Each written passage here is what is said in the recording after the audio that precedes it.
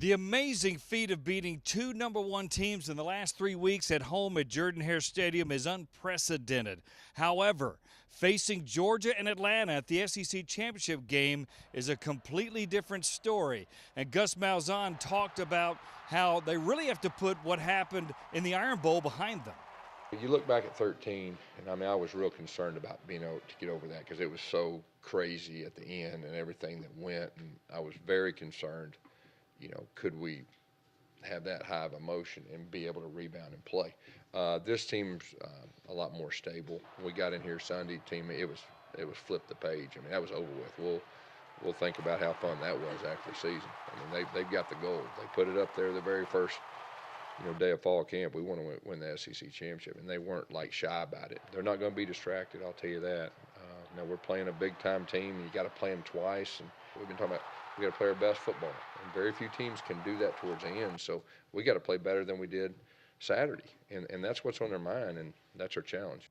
However, when I asked Gus Malzahn about the confidence level of this Auburn team in beating Georgia, then Alabama, in preparing to try to sweep Georgia, he was certainly adamant that both of those played a big part in where they stand today. The experience of how you got to this point, it helps you, I think, from the standpoint of a lot about how your team's going to react in certain situations. Because it's going to be a dogfight Saturday, there's no doubt. And there's going to be adversity, and we got to overcome it. But I like where we're at and how we've gotten here. A lot of times it's how you get to where you're at that can help you moving forward. And we've experienced just a little bit of everything this year. The Auburn players seem to think it all started in the off-season program, which was as hard as they remember in the last several years here at Auburn. They said Gus Malzahn's been preaching the same thing all year long, even through the adversity of a couple of losses.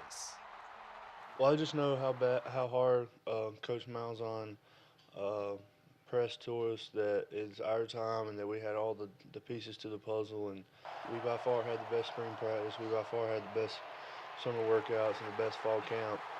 And they say you win championships in the off season, so we all felt really, really good about our all-season training, and that's why I think we had so much confidence that we were going to have a good year. I mean, we're very hungry right now. I feel like it's our time, so we're going to go get it.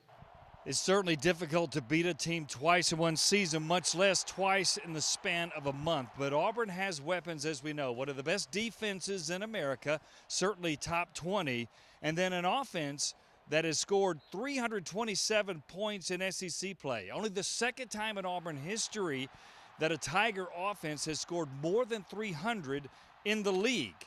And in the last 4 games, which includes Georgia and Alabama and Arkansas and Texas A&M, Auburn's averaging 40 points a game.